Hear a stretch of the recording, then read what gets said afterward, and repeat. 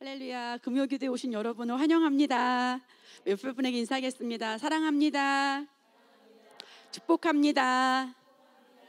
할렐루야. 또 내일은 또 특별히 우리 반전사님 집회가 있는데 오늘 말씀 듣고 또 여러분도 기도하고 이렇게 마음으로 갈망하는 그런 시간 갖길 바랍니다. 계속적으로 우리가 이제 이 은혜의 메시지를 전하고 또 하나님이 얼마나 나를 사랑하시는지, 내가 도대체 얼마나 하나님이 볼 때 귀한 존재이고 그런 가치인지. 그래서 정말 이 땅에는 부모와 자녀 간의 상처가 가장 많다고 그래요. 왜냐하면 하나님은 무조건적인 사랑을 받도록 사람을 창조하셨는데, 우리가 이제 아담 이후로 타락한 우리가 굉장히 조건적이죠. 뭐 만점 맞으면 뭐 해주고 뭐 하면 스마트폰 사주고 이러면서 애들한테 조건을 걸고, 또 자녀들이 뭐 100가지면 99가지가 다 마음에 들어도 한 가지 뭔가 마음에 들지 않으면 우리가 그 자녀를 더 발전하게 하기 위한 그런 목적도 있지만은 그 자녀들에게 그런 부분들을 우리가 말하기도 해서, 어떻게 보면 조건부적인 사랑, 아가페적인 사랑을 우리가 하지 못하는 그런 부분들이 있었기 때문에 우리도 그렇게 또 자라났고, 특별히 이제 우리 부모 세대는 가장 상처가 많은 세대예요. 우리를 낳은 부모님 말하는 거죠. 그래서 그 전에 조선시대도 거쳐왔고, 일제치하에 남의 나라의 압제를 받는, 그래서 저희 엄마 같은 경우도 아버지 같은 경우도 어렸을 때 생각나면 아버지가 술을 드시면 일본 말을 해요. 휴지 갖고 오라는 것도 뭐 쓰리마다 갖고 오라고 그러고 이러면 도대체 갑자기 무슨 말인지 못 알아들었거든요. 그렇게 우리 아버님들, 어머님들은 일제치하를 겪었고요. 그리고 또 전쟁을 겪었어요. 그래서 예전에 어떤 사람이 멀쩡한 사람인데 전쟁에 나서 자기 가족이 다 죽는 걸 보고 그냥 눈이 멀어버렸대요. 그러니까 그것을 보는 고통이 너무 크기 때문에 눈이 멀은 거죠. 그리고 또 이제 또 각 개인도 뭐 남편을 일찍 잃어버린다든지, 또 뭐 누군가가 아프다든지, 뭐 직장을 실직한다든지, 사업을 잃어버린다든지. 그래서 우리 최현수 사님이나 장은하 원사 같은 경우도 이렇게 몸으로 느꼈잖아요. 저희처럼 그래도 어느 정도 장성할 때까지 아버지가 살아계신 게 아니라 이제 엄마 혼자 막 그 생계를 해가면서 살아가는 그런 가정 속에서 자랐잖아요. 그러면 그만큼 부모님들 마음에는 상처가 많다는 거죠. 상처가 많기 때문에 그 자녀들에게 뭔가 이렇게 온전한 사랑을 주기에는 부족한 그런 사랑을 이렇게 표현할 수밖에 없었고, 그런 아픔 가운데 자녀를 양육했고, 그 세대가 바로 저희들의 세대예요. 그리고 또 우리들의 세대가 조금 배움도 갖고 또 신앙생활도 하면서 어떻게 양육해야 되는지 성경적 부모 교실 이런 것도 배웠지만, 뭐 마치 아이들이 다이어트 하다가 며칠 그 브로콜리랑 닭가슴살 먹다가 다시 치즈 피자 먹듯이 저희도 며칠 사랑한다 그랬다가 또 야단도 치고, 우리도 뭐 그런 시행착오를 자녀를 양육하면서 겪었습니다. 그러다 보니까 저희가 하나님이 우리를 얼마나 사랑하시는지에 대해서 많은 것들을 놓치고 모르고 있었어요. 그래서 제가 몇 주 전부터 이렇게 여러분에게 전했던 이 하나님이 우리를 사랑하시는 것, 십자가에서 보았네 하늘보다 높은 나의 가치, 그게 우리거든요. 저와 여러분이거든요. 그래서 그런 말씀을 계속 묵상하면서 여러분의 존재를 계속 인식하길 바라고요. 오늘 이제 성경적 사고방식에서 제목은 예수님을 높이는 거예요. 예수님의 정체성이 우리 정체성이었고, 하나님이 예수님보다 어떻게 보면 우리를 더 사랑하셔서 그 독생자를 아낌없이 내어주셨잖아요. 우리를 구원하기 위해서 그 생명을 내어주셨잖아요. 근데 성경적 사고방식에서 우리가 가장 중요한 것은 뭐냐면, 예수님이 어떤 분이신지, 예수님을 그 존재를 높이는 것이 바로 성경적인 사고방식이라고 할 수 있어요. 그래서 계속적으로 성경적인 사고방식의 개념을 말했을 때는 우리가 내 경험이나 내 어떤 환경이나 느낌이나 그거에 근거한 게 아니라 어디에 근거하냐면 하나님의 말씀에 근거한 사고방식이죠. 그래서 제가 이제 오프닝 하기 전에 잠깐 여러분이 나눴던 것처럼 어떤 한 개인이 내 개인적인 것들 때문에 그 모든 상황에서 하나님 말씀에서 생각할 수 있지만, 또 어떻게 개인적이다 보면 어떻게 해요? 말씀적이기보다는 이기적으로 내 위주로 우리가 생각할 수도 있잖아요.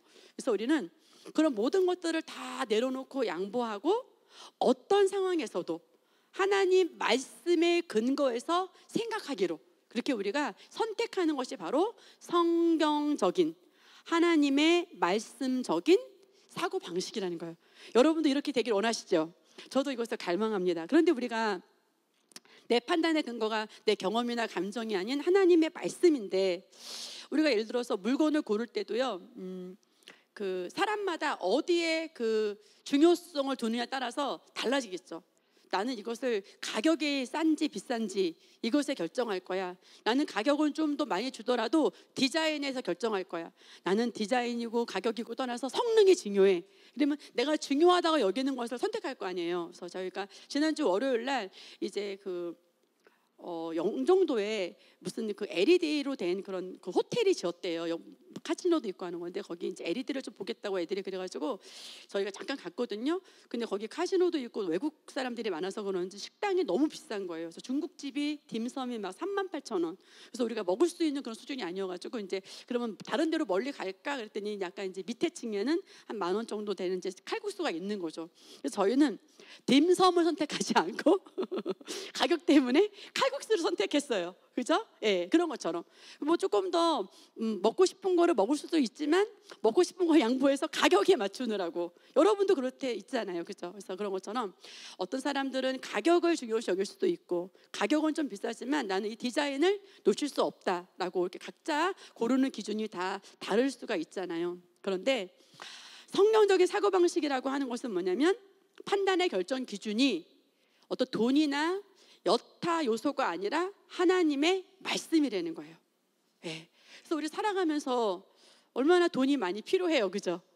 그래서 돈을 많이 주면 그 회사에 갈 수도 있지만, 우리가 하나님의 말씀으로 내가 살아가는 데 있어서 어떻게 너무나 많은 지장이 된다거나 그러면, 그래서 우리가 일례로 우리가 이제 그 어떤 자매가 남편이 술집을 차리려고 할 때 돈은 많이 벌잖아요. 근데 우리가 그 자매가 그것을 결정하기 전까지 조금 안 했으면 좋겠다라는 얘기를 왜 했냐면, 그런 일을 통해서 결국 말씀과는 좀 멀어질 수 있는, 그래서 어떤 돈이 더 중요한 게 아니라 그 기준이 하나님의 말씀으로 살아가는 데 있어서 더 좋은 판단 기준인가라고 하는 것, 그것은 하나님의 말씀입니다. 그러나 이제 요즘에는 뭐 3교대를 한다, 뭐 2교대를 한다, 뭐 이렇게 나이트 근무를 하고 출근한다 하더라도 유튜브가 있잖아요. 유튜브가 있어서 다녀와서 하나님의 말씀을 들을 수 있고 또 반복해서 들을 수 있기 때문에 우리가 종교적으로 많이 매이지는 않지만, 여기서 말하는 것은 꼭 그렇게 예를 드는 것이 아니라 내가 결정하고자 하는 가치가 하나님의 말씀에 더 있는가, 아니면 보여지는 것들, 필요한 것들, 그런 것들에 더 있는가라고 하는 부분인 거고요. 그러면 저와 여러분이 성경적인 사고방식이 이렇게 우리 삶에 중요한 영향력을 주는데 왜 우리가 사모하지 않을까요? 왜 우리가 성경적인 사고방식으로 바꿔야 되겠어, 꼭 이렇게 살겠어라고 우리가 생각하지 않을까요? 그것은 뭐냐면, 성경적인 사고방식을 가져야 한다는 자체를 우리가 잘 몰랐어요. 우리가 이 새로운 피조물의 계시를 알고도 물론 말씀의 원리를 알았지만, 그러나 성경적 사고방식이 얼마나 우리 삶에 중요한지를 몰랐기 때문에 우리가 이것을 갈망하지 않았던 부분이 있고요. 또 하나는 뭐냐면, 하나님의 말씀이 얼마나 위대한지를 우리가 사실은 마땅히 알아야 할 만큼을 몰라서. 그래서 저도 어제 오늘도 여러 가지 일을 겪고서 생각을 하면서 얼마나 많이 내 삶 속에 하나님의 말씀이 아닌 나의 생각들이 돌아갔었구나 하는 것들을 계속 점검하게 돼요. 뭔가 판단하고 생각하고 결론 내릴 때 하나님의 말씀이 아닌 것들로 생각하고 있었구나라는 것들이 점검이 된다는 거죠. 그래서 저도 계속 결론을 내리는 거죠. 나는 하나님의 말씀으로, 성경적인 사고방식으로 내가 그렇게 살아가기를 원해.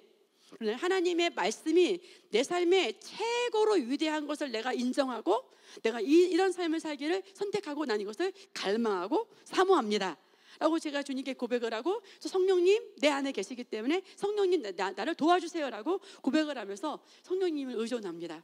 그래서 여러분과 저도 이 가치를 이제 안다면 더 우리가 갈망하게 되겠죠. 그래서 여기 시편 133편 이 말씀 굉장히 중요한데요. 여러분 이제 말씀 보이십니까? 같이 한번 천천히 읽어볼게요. 내가 주의 성전을 향하여 예배하며 주의 인자하심과 성실하심으로 말미암아 주의 이름에 감사하오리니, 이는 주께서 주의 말씀을 주의 모든 이름보다 높게 하셨습니다. 아멘. 중간줄에 보면은 주의 이름에 감사한다라는 표현이 있어요. 주님의 이름이 얼마나 높고 위대하면 이분은 주님의 이름을 소홀히 여기거나 만홀히 여기거나 하찮게 그렇게 여기는 게 아니라 주의 이름을 너무 주의 이름이 귀하기 때문에 주의 이름을 감사한다라고 지금 시편 기자가 고백을 하고 있는 거거든요. 그래서 우리가 회사에 보면 회장님이 있고 CEO가 있고 사장님, CEO가 있어요. 그러면 보통 예전에는 회장의 개념이 없었을 때는 누가 높습니까? 사장이 높죠. 예. 그래서 지금 아이들 빌드 오브 코리아를 그 김민아 대표님이 인도받고 이제 많은 혼자 개인 사비를 들여서 막 그렇게 빚을 내면서까지 했는데 결국에 그 빚을 해결해 줄 수 있도록 인도받은 분이 이제 SSG의 그 랜더스 그 주장 그 신세계 대표가 그것을 이제 갚아주고 올해 빌드업 코리아는 그분이 다 이제 재정적 지원을 어느 정도 해주겠다라고 이렇게 했다고 하는데 그분은 뭐 사실 회장 수준인 거죠. 네, 그런데 작은 회사의 회장이 아니라 정말 SSG라는 엄청난 기업의 그 회장인 거죠. 그래서 사장은 회장보다 낮아요, 높아요? 사장이 더 낮죠.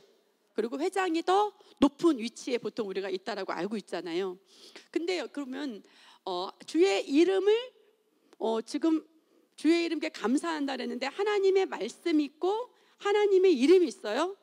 그러면 금방 140편, 133편에서 뭐라고 말하고 있냐면 주의 말씀을 주의 모든 이름보다 높게 하셨습니다 라고 말씀하고 있어요. 그래서 하나님의 말씀이 모든 이름보다 어떻다고요? 더 높다. 이렇게 시편 138편은 말씀을 하고 계십니다. 그래서 우리가 이제 하나님의 이름에 대해서 알아볼 텐데요. 자, 같이 우리 출애굽기 20장 7절 말씀 읽어볼게요. 너는 내 하나님 여호와의 이름을 망령되게 부르지 말라. 여호와는 그의 이름을 망령되게 부르는 자를 죄 없다 하지 아니하리라. 아멘. 주의 이름, 하나님의 이름을 함부로만 불러도요 어떻다고 말해요? 망령되다. 우리 보통 요양원에 계시는 분들 어르신들이 망령 들었어, 치매가 걸렸어 이런 말 하잖아요. 우리가 하나님의 이름을 함부로 부르면 우리가 그렇게 되는 거예요. 그래서 망령됐다 이 부분은 정말 우리가 유쾌한 건 아니잖아요. 그런데 우리가 주의 이름을 하나님의 이름을 망령되이 일컫는다는 건 뭐냐면 함부로 그것을 함부로 하는 것을 망령된 거다라고까지 표현을 한 것은 뭐냐면 그 이름이 얼마나 귀한 것인지 얼마나 존귀한 것인지를 표현하는 것이고 망령되게 일컫는 자체를 죄다라고 말씀을 하시는 거예요. 24장 16절에 보니까 맨 밑에 보니까 여호와 이름을 너가 모독하니 그러면 그를 죽일지니라. 지금 막 모르는 사람들은 하나님 이름을 함부로 하잖아요. 근데 그러면 너 죽어 이렇게 지금 구약은 지금 새 언약이 아니기 때문에 구약에서는 이렇게 지금 단호하게 말씀하시고 계셔요. 이거는 구약에 있는 물론 말씀이긴 하죠. 그만큼 하나님의 이름이 주님의 이름 여호와 이름이 얼마나 위대하고 존귀한 것인지를 우리에게 지금 알려주는 메시지예요. 그래서 요한계시록 15장에 보면 4절에 주여 누가 주의 이름을 두려워하지 아니하며 영화롭게 하지 아니하오리까. 그래서 여기서 두려워한다는 것은 우리가 양육반에서도 배웠던 것처럼 fear of the Lord. 그래서 어떻게 두려워한다라기보다는 주를 경외한다는 뜻이에요. 예, 주님을 그래서 우리가 막 무서워 떠는 그런 이름이 아니라 주님을 우리가 존귀하게 여기고 주님을 경외하는 그런 마음으로 주님의 이름을 부르는 것이 주님은 정말 그 영광과 존귀가 가득한 이름이라는 것을 우리가 인식하는 것 그것이 중요하다는 거고요. 요한계시록 15장 1절 같이 한번 읽어볼까요? 또 하늘에 크고 이상한 다른 이적을 보매 일곱 천사가 일곱 재앙을 가졌으니 그 마지막 재앙이라 하나님의 진노가 이것으로 마치리로다. 아멘. 일곱 천사가 말한 것은 뭐냐면 하나님의 이름을 망령되게 이끌었을 때 그 진노가 있을 거라고 이 천사가 말했다고 하는 것은 사람의 말이 아니기 때문에 분명한 진리죠. 실수가 아니죠. 사람은 실수를 하잖아요. 사람은 말 실수를 하잖아요. 내가 괜히 그런 말을 했어 라고 여러분들이 후회하는 일들이 있잖아요. 근데 천사이기 때문에 후회가 없거든요. 그래서 천사가 이 진리를 말했는데 그의 이름을 경외하지 않고 함부로 할 때는 진노가 있을 거다라고 말을 한 거거든요. 그리고 우리 시편 8편 1절 함께 읽어볼까요? 여호와 우리 주여, 주의 이름이 온 땅에 어찌 그리 아름다운지요, 주의 영광이 하늘을 덮었나이다. 아멘. 지난주에 제가 잠깐 토요일날 인천 수목원에 갔습니다. 뭐 꽃을 기대하지는 않고요. 자전거 타러 갔는데 자전거가 이제 월요일부터 하는 거예요. 제가 이틀 먼저 갔어요. 그래서 그냥 수목원을 한번 가볼까 그랬더니 득템을 했어요. 그 개나리 꽃도 펴 있고 여러 가지 꽃들이 폈는데 매화가 그 향이 너무 좋은 매화가 이렇게 펴 있더라고요. 사람들도 매화를 보러 많이 왔는데, 그래서 정말 그 매화를 보면서 하나님 어쩜 이렇게 아름답게 이 매화를 만드셨을까. 그래서 그 꽃에 하나하나 생김이 다 다른 것처럼 우리가 다 꽃 모양이 다 다르잖아요. 우리 뭐 송덕순꽃, 오은석꽃, 우리 정말 이렇게 다 독특하게 만들었듯이 꽃을 그렇게 하나님 아름답게 만드셨는데, 그 모든 것보다 온 땅에 어찌 그리 아름다운지요, 그게 바로 주의 이름이라는 거예요.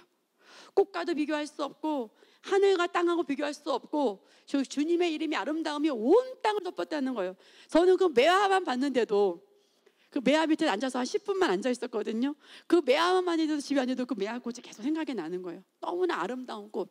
그런데 주님의 이름은 온 땅에 아름다움으로 온 땅을 뒤덮고 온 하늘을 뒤덮는 그런 아름다운 이름이 바로 주님의 이름이라는 거예요. 아멘. 여러분 상상이 되십니까? 예. 그래서 여호와 이름을 찬양할지어다. 그의 이름이 홀로 높으시며 도가 청청. 주님이 그냥 그 누구와 겨룰 수 있는 자가 없어요. 매화꽃이 예쁘냐, 산수유가 예쁘냐, 걔네들은 겨룰 수 있잖아요. 누구는 이 꽃이 예쁘다고 그러고 누구는 작약이 예쁘다고 그러고 모란이 예쁘다고 할 수 있어요. 겨룰 수가 있어요. 사람마다 선호도가 다를 수 있어요. 그러나 주의 이름은 홀로 높으시다는 거예요. 도가 청청. 그분의 이름이 너무 아름다워서 그의 이름이 땅과 하늘 위에 뛰어나심이니라. 그분은 얼마나 뛰어난지, 그의 이름이 얼마나 위대한지, 얼마나 아름다운지, 홀로 그 이름은 뛰어나다는 거죠. 그게 바로 주님의 이름이고 하나님의 이름입니다. 그래서 시편 138편 이 말씀 너무 중요한데, 아까는 주의 이름에 감사하다라는 표현을 했잖아요. 여기 후반절에 보니까 주께서 주의 말씀을 주의 모든 이름보다 높게 하셨습니다. 예. 주의 어떤 이름이 있다고요? 예. 이름의 모든이라고 하면 이름이 하나가 아니라는 거예요. 그래서 우리가 뭐 찬양할 때도 모든 이름 위에 뛰어난 이름 이렇게 찬양했잖아요. 그러면서 또 그 이름에 대해서 저도 구체적으로 그 이름이 몇 개인지 막 생각해 본 적은 별로 없었거든요. 근데 이 오늘 말씀을 공부하면서 모든 이름에 관하여서 조금 말씀을 나누겠습니다. 시편 148편에 보니까 여호와 이름을 찬양할지어다. 그의 이름이 홀로 높으시며 그의 영광이 땅과 하늘 위에 뛰어나심이로다.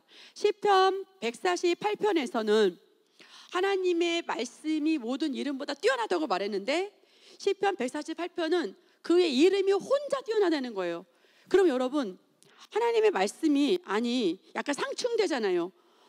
시편 133편에서는 홀로 하나님이 높다고 하시고, 148편에서는 하나님의 말씀이 그의 이름보다 더 뛰어나다고 하고, 그러면 말씀에 오류가 있는 걸까요?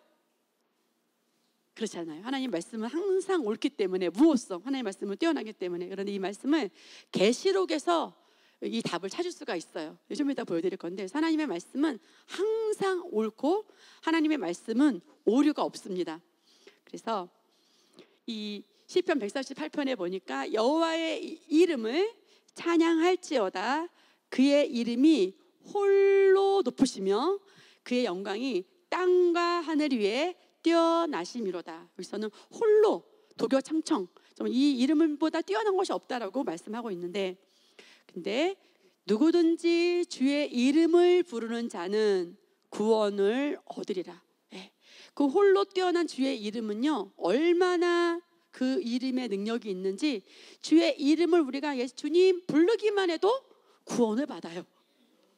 지금 이제 이영진 선교사님이라고 저희 팀에서 독서 나눔하고 계신 사모님이 선교사님이 자전거를 타다가 넘어지셔가지고 이제 무릎이 이렇게 함몰됐어요. 그래서 지금 4시부터 수술을 하고 계시는데 저희가 이제 카톡방에 이제 믿음의 글을 올립니다. 그래서 함몰된 그 뼈는 의료진의 수술에 의해서 잘 되고 건강하게 나올 것입니다. 예수 이름으로 선포합니다.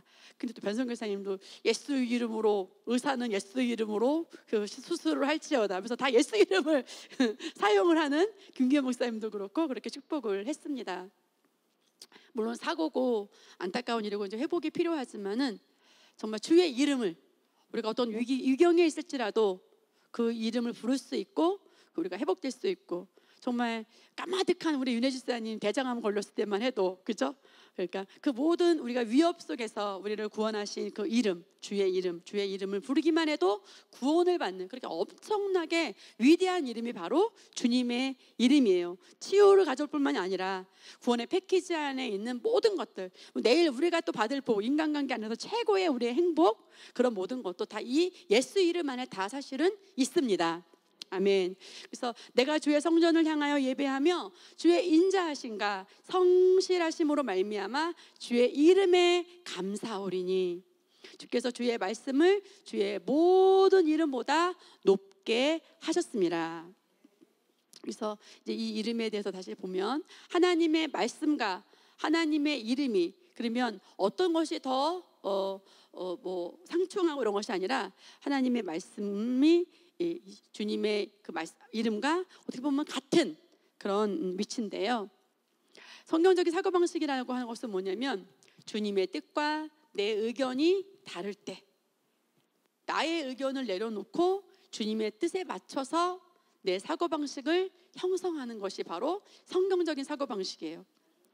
삶에서 실제 내가 부닥치는 모든 문제 가운데 성경적인 사고방식을 하겠다라고 먼저 선택한다면, 그러면 이제 우리가 이 성경적인 사고방식으로 우리가 기능을 할 수가 있는 것이죠. 하나님의 말씀이 영어로 워드고요, 하나님이 하신 말도 영어로 워드예요. 우리는 이제 존칭을 쓰기 때문에 말씀이라고 하지만 영어는 그런 게 아니라 그냥 워드잖아요. 하나님의 말씀도 워드고 하나님이 하신 말도 워드인데, 하나님의 말씀은 하나님의 뜻이에요. 그래서 왜 우리가 성경적인 사고방식으로 우리가 교체를 하기를 갈망하고 사모해야 되냐면, 하나님의 의견이 바로 하나님의 말씀이기 때문에 말씀의 원리대로 내가 살겠다고 할 때 내 뜻을 내려놓고 하나님의 뜻으로 내가 살아가겠다라는 결단이 되는 거기 때문에 하나님의 뜻은 곧 하나님의 말씀이에요. 그래서 하나님의 말씀은 어떤 존재냐면 바로 예수 그리스도예요. 하나님의 말씀은 누구시라고요? 예수 그리스도.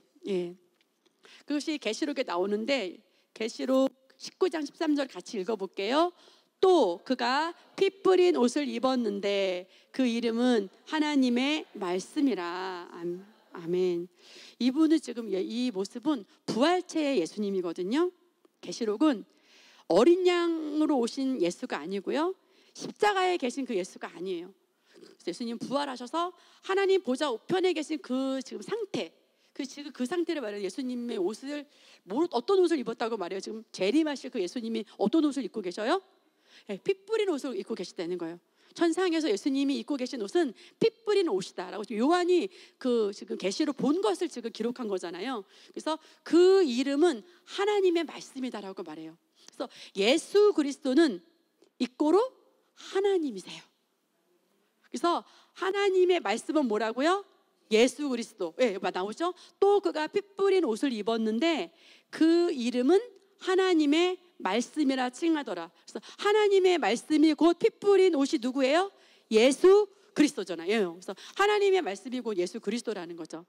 그리고 또 성경에 보면은 태초에 말씀이 계시니라, 이 말씀이 하나님과 함께 계셨으니 이 말씀은 곧 하나님이시라. 그래서 이미 지난번에도 성부, 성자, 성령 삼위일체를 말씀을 나누고 삼위위격을 나눴잖아요. 원래 창세기 때부터 이 예수 그리스도가 독생자 아기 예수로 온 것이 아니에요. 그때는 성자 예수님, 성자 하나님이었어요. 그래서 예수 그리스도로 이 땅에 구원자로 오실 때부터 아기 예수로 그 이름을 예수라 하라 하고 마태복음에 예수 그리스도 이름이 지어진 거죠. 그래서 원래는 예수님이 뭐예요? 하나님의 말씀이고 성자, 성부, 성령 다 하나님의 말씀이에요. 그죠? 그래서 태초에 말씀이 계시니라. 원래부터 이 땅에 오시기 전부터 태초에 말씀이 계시니라. 이 말씀이 하나님과 함께 계셨으니 이 말씀은 곧 하나님이시라. 성자 하나님, 하나님, 성령 하나님, 성부 하나님이라는 거죠. 그래서 아들을 낳으리니 이름을 예수라라. 그래서 이제 신약에 와서 예수 그리스도를 이 땅에 우리 죄를 위해서 보내시려고 예수님의 이름이 예수라고 이름이 지어진 거예요. 이는 자기 백성을 그들의 죄에서 구원할 자이심이라 하고 예수님의 이름이 지어졌고요. 또 그가 피 뿌린 옷을 입었는데 그 이름은 하나님의 말씀이다. 그래서 아까는 우리의 죄를 위해서 오시는 예수님의 모양이고요. 지금 계신 예수님은 이미 모든 것들을 다 완성하시고 하늘 보좌에 계셔서 재림 예수로 오실 예수 그리스도로 지금 하나님 보좌에 계신 그 모습 상태를 말하는 거거든요. 그래서 계시록 19장 11절 우리 함께 읽어보겠습니다. 또 내가 하늘이 열린 것을 보니 보라 백마와 그것을 탄 자가 있으니 그 이름은 충신과 진실이라 곧 공의로 심판하며 싸우더라. 아멘. 그래서 예수 그리스도의 이름을 충신과 진실이다라고 말해요. 그래서 예수님의 이름은 뭐라고요? 아까 모든 이름을 말했잖아요. 그 모든 이름 가운데 충신과 진실.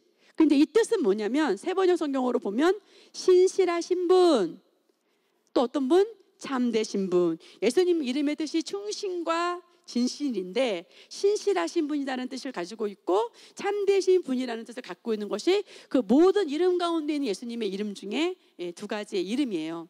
그래서 여기 보면 우리가 예수님의 이름이라고 알고 있는 것들이 있는데 사사기에도 보니까 기드온이 여호와를 위하여 거기서 제단을 쌓고 그것을 여호와 살롬이라 하였더라. 그런데 사실 이것은 그 하나님의 이름, 주님의 이름이라기보다는 그 제단 명의라고 해요.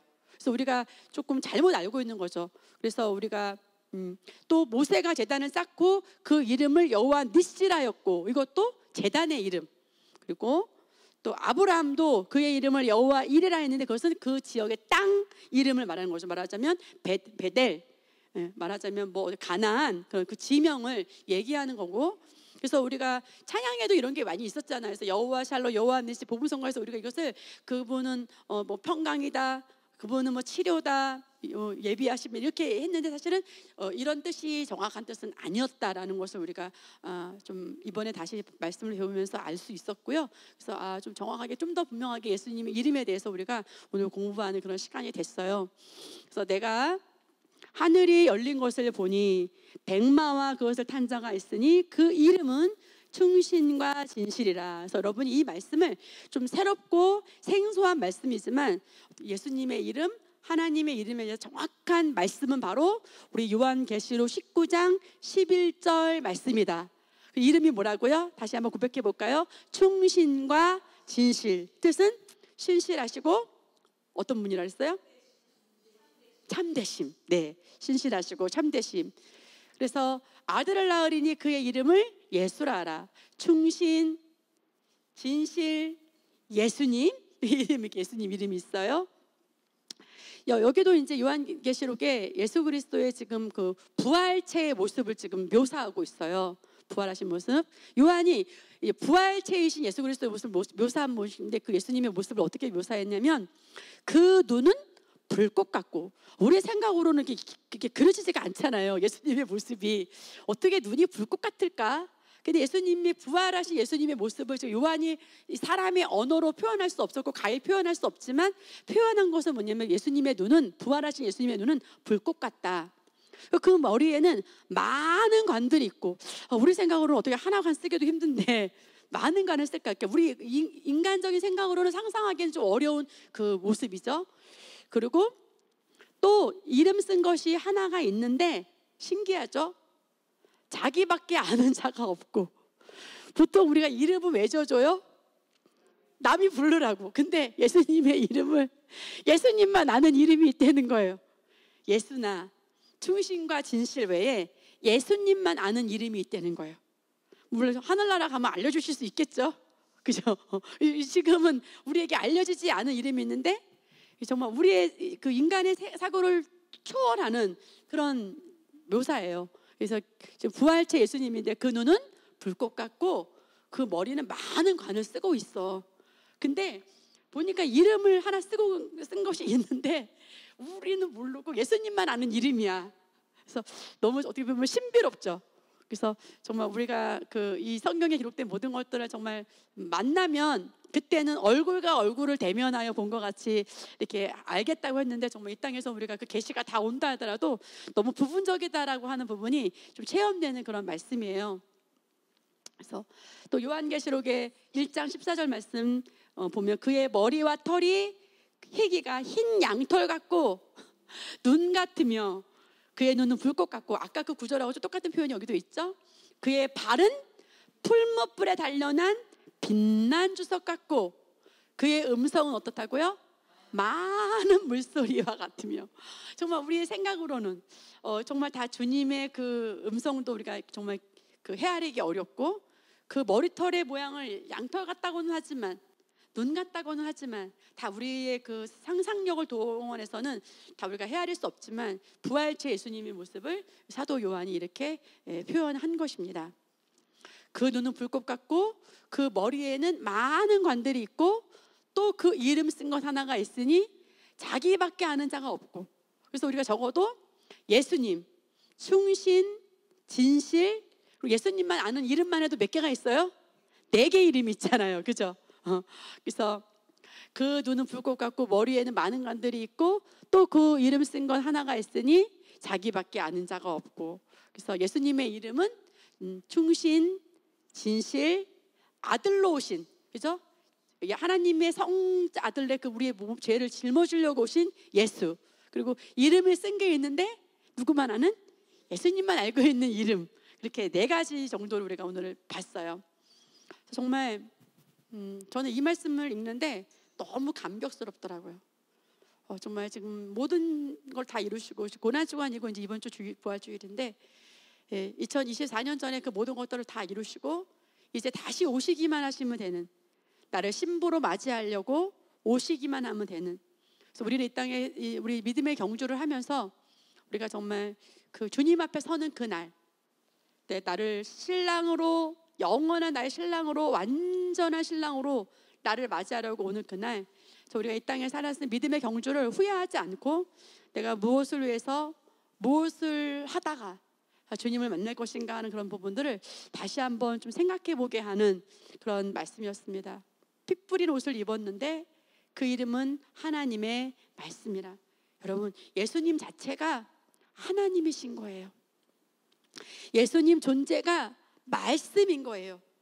그렇기 때문에 우리가 하나님의 말씀으로 양보하고 그 말씀의 존재가 그렇게 뛰어나고 그렇게 위대하기 때문에 우리가 하나님의 말씀으로 선택하고 살아가는 삶은 정말 지혜로운 거죠. 누구를 위해서 살아가는 것이 아니죠. 그래서 내가 주의 성전을 향하여 예배하며 주의 인자하심과 성실하심으로 말미암아 주의 이름에 감사하오리니 이는 주께서 주의 말씀을 주의 모든 이름보다 높게 하셨습니다. 그래서 여러분, 하나님의 말씀과 하나님의 이름이 결국에는 어떤 거예요? 같은 거죠. 같은 위격인 거죠. 그래서 여호와 이름을 찬양할지어다. 그의 이름이 홀로 높으시며 그의 영광이 땅과 하늘 위에 뛰어나십니다. 어떤 게 더 높고 어떤 게 더 낮은 그런 상황이 아니라, 그래서 그 이름이 하나님의 말씀이다. 그래서 하나님의 존재가요, 말씀의 존재가 예수님이에요. 우리가 여러분들은 다 부모님이죠. 우리 뭐 은서와 준이를 빼놓고는 우리가 다 엄마로 있어요.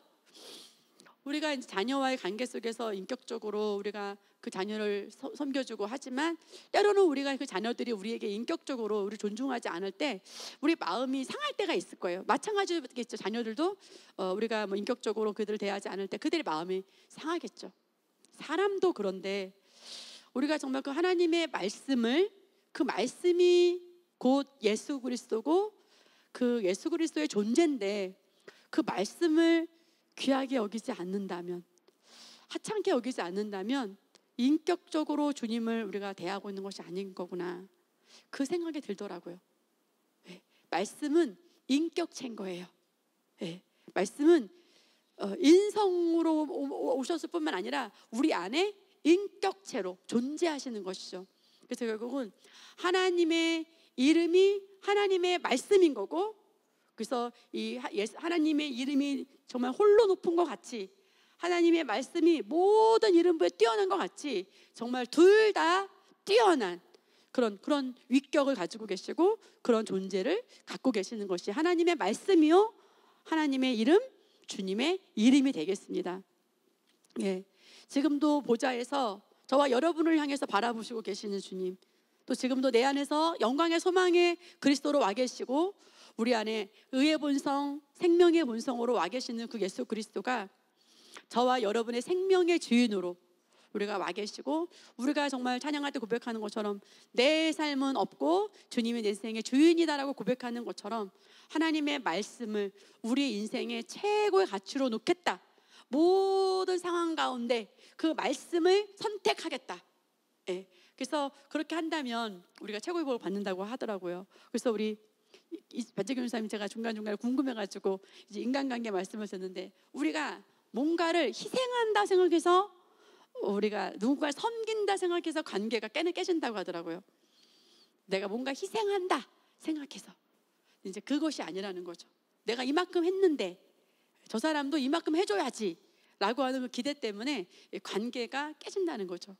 근데 정말 주님은 나를 위해서 아낌없이 생명을 내어주셨고, 그리고 또 정말 신부로서 우리를 맞이하려고 저 피 뿌린 옷을 입고 계시고, 우리가 이 땅에 살면서 늘 말씀을 들을 수 있고 성경을 주시고 유튜브를 틀면 말씀을 또 반복해 들을 수 있게 하시면서 말씀으로 성경적 사고방식으로 기능할 수 있도록 그렇게 도우시는 게 얼마나 감사한가.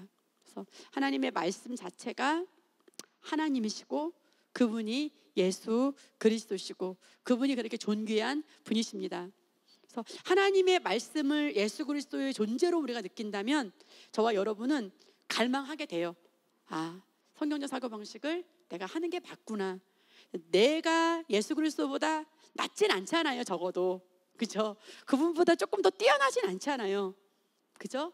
그거 하나만 인정해도, 그분이 창조주요, 그분이 구원자요, 그분이 재림 예수대로 나한테 오셔서 나의 신랑이 되시는 그분이요 라고만 우리가 인정해도 감정적으로, 느낌적으로는 우리가 양보하고 싶지 않은 여러 가지 인간적인 계산들이 있지만, 그러나 하나님 말씀 앞에 얼마든지 양보할 수 있는 그런 존재가 바로 말씀이신 예수 그리스도이십니다. 그래서 저와 여러분이 정말 예수 그리스도가 말씀이시고 이 말씀이 예수 그리스도이기 때문에 성경적 사고방식을 하려고 하는 여러분을 제가 예수 그리스도 이름으로 축복합니다. 아멘. 그래서 말씀이 육신이 되어 우리 가운데 거하심에 우리가 그의 영광을 보니 아버지의 독생자의 영광이요 은혜와 진리가 충만하더라. 아멘. 정말 말씀이 육신이 되어서 이 땅에 오셨고, 이제는 우리 안에 이 언제든지 성경을 피면, 여러분이 LTG를 하려고 성경을 피면 예수 그리스도를 인격적으로 우리가 대할 수 있습니다.